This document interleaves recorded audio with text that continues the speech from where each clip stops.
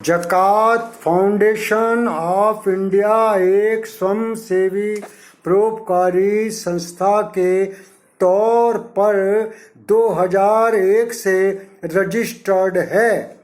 यह आयकर कानून के सेक्शन 12A व 80G तथा FCRA के अंतर्गत भी रजिस्टर्ड है। इसके अकाउंट्स और प्रोजेक्ट्स की प्रोग्रेस को व्यवस्थित रूप से रिकॉर्ड किया जाता है, समय पर ऑडिट होता है तथा संबंधित सरकारी विभागों में आर्थिक वार्षिक रिटर्न जमा किए जाते हैं, जहां इनकी नियमित रूप से जांच होती है।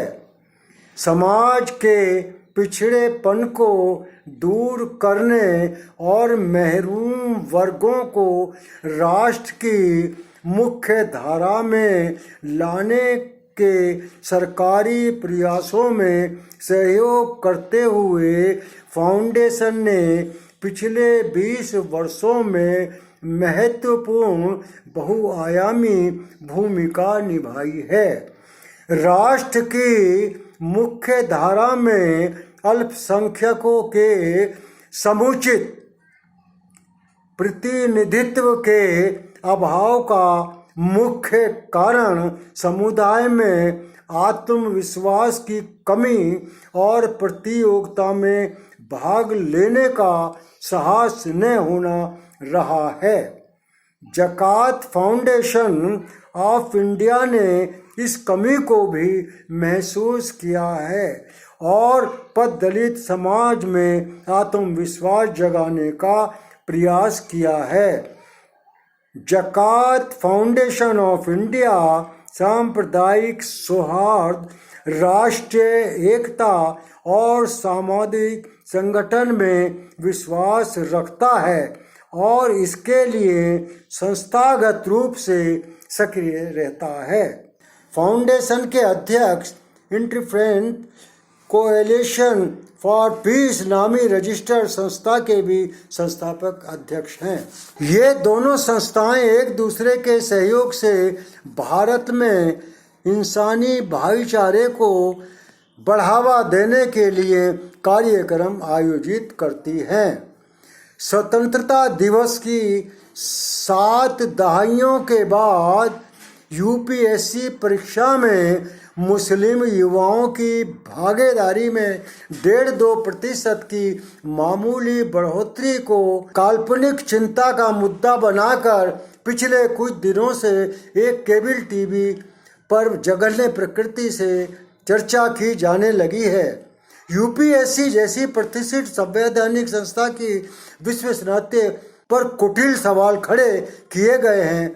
इस क्रम में ज़कात फाउंडेशन ऑफ इंडिया को भी चर्चा के केंद्र में लाया गया है और इसके संबंध में निराधार भ्रामक बातें कही गई हैं।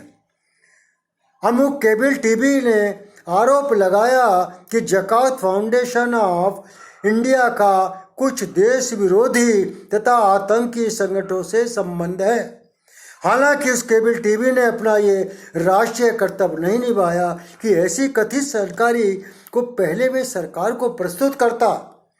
भारत के संविधान के अनुसार कोई भी एनजीओ किसी भी टीवी पर जाकर उसके प्रोग्राम में भाग लेने के लिए बाध्य नहीं है, खासकर जब वहाँ की भाषा अभद्र हो और वहाँ एक समुदाय को लांछित करने का तिरस्कार योग्य एजेंडा क्रियान्वित किया जा रहा हो।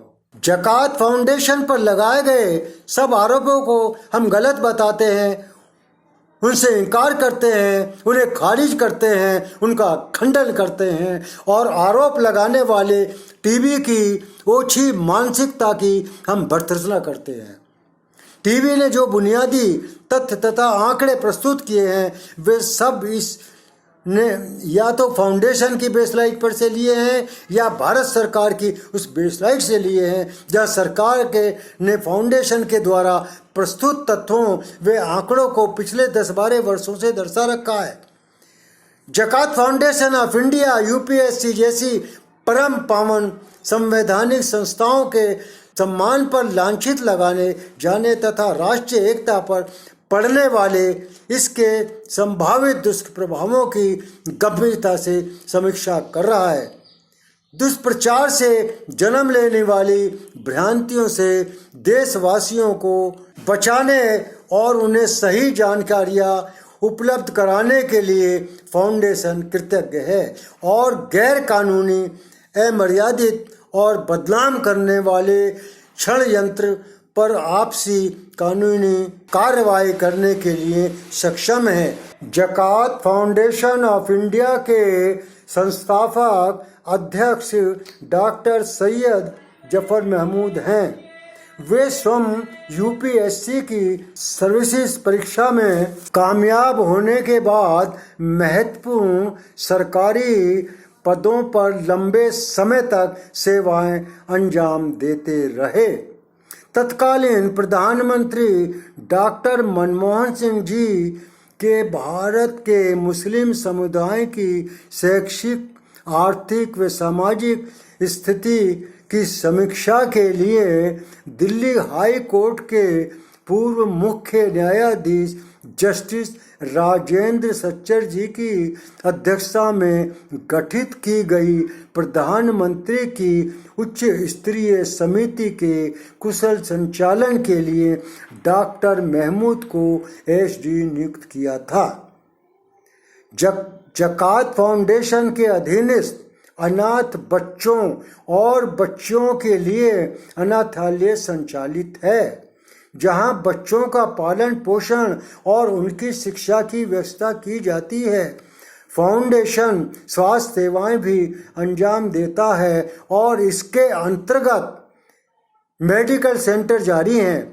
विधवाओं को महीने का राशन इत्यादि और गरीबों के इलाज तथा अन्य जरूरतों के लिए वित्तीय सहायता दी जाती है। लड़कियों के लिए सिलाई केंद्र तथा श्रमिक और मजदूरों के छोटे बच्चों के लिए फाउंडेशन ने डे केयर सेंटर स्थापित किए हैं। भारत में पिछड़ेपन को दूर करने और पिछड़े वर्ग को राष्ट्रीय सेवाओं में भागीदार बनाने के लिए ये संस्था युवाओं व युवतियों को प्रोत्साहन देती है। उनके सशक्तिकरण के लिए कार्यक्रम आयोजित करती है और हकदार वांछनीय युवाओं को देश के प्रख्यात संस्थाओं में कोचिंग सुविधा प्रदान कराती है। सरकार की ओर से पिछड़े वर्गों को आगे बढ़ाने के लिए जो विशेष स्कीम जारी होती है, उसकी जानकारी के लिए और उससे लाभान्वित होने के लिए ये संस्था अभियान चलाती है। समाज के निर्धन वर्ग के विकास के लिए बनाई जाने वाली सरकारी योजनाओं में सफल बनाने के लिए सरकार प्रयासों की सफलता में रुकावट बनने वाले कारणों का अध्ययन करके सरकार को उनसे अवगत कराने का प्रयास करती है। माननीय श्री नरेंद्र मोदी जब प्रधानमंत्री उम्मीदवार थे, तब 29 जून 2013 को अहमदाबाद में एक विशेष कार्यक्रम एक भारत श्रेष्ठ भारत शीर्षक के आयोजित हुआ था, जिसका उद्घाटन डॉक्टर एपीजे अब्दुल कलाम जी ने किया था और श्री नरेंद्र मोदी जी उस कार्यक्रम में पूरे दिन उपस्थित थे। इस कार्यक्रम में ज़कात फाउंडेशन के अध्यक्ष डॉक्टर महमूद ने श्रीमान मोदी जी की उपस्थिति में 30 मिनट का पावर पॉइंट प्रोजेक्शन प्रस्तुत किया था। इसके संबोधन में बाद सभा में मौजूद लोगों ने खड़े होकर ताली बजाते हुए उनका अभिनंदन किया था। स्वयं मोदी जी ने पोडियम से अपनी भावना व्यक्त करते हुए कहा था कि डॉक्टर जफर महमूद ने जो बातें बताई वो विचारोत्तेजक हैं। यह भी एक दृष्टिकोण है, उनके विचारों को सुना जाना चाहिए। इस संबोधन में डॉक्टर महमूद ने जो सुझाव प्रस्तुत किए थे, उनमें से 2 सुझावों को बाद में लागू भी किया गया। केंद्रीय मंत्री श्री नितिन गडकरी के समक्ष भी 3 फरवरी 2019 को नागपुर में जेएसएफआई अध्यक्ष ने 34 मिनट का पावर पॉइंट प्रोजेक्टेशन प्रस्तुत किया था। उसके बाद श्री गडकरी ने कहा था कि इन मुद्दों पर वह स्वयं और सरकार व पार्टी विचार करेगी। ज़कात फाउंडेशन ऑफ इंडिया के सभी पदाधिकारी समाज के सम्मानित व संपन्न व्यक्ति हैं। उनके अपने स्वतंत्र व्यापार या अन्य आर्थिक स्रोत हैं।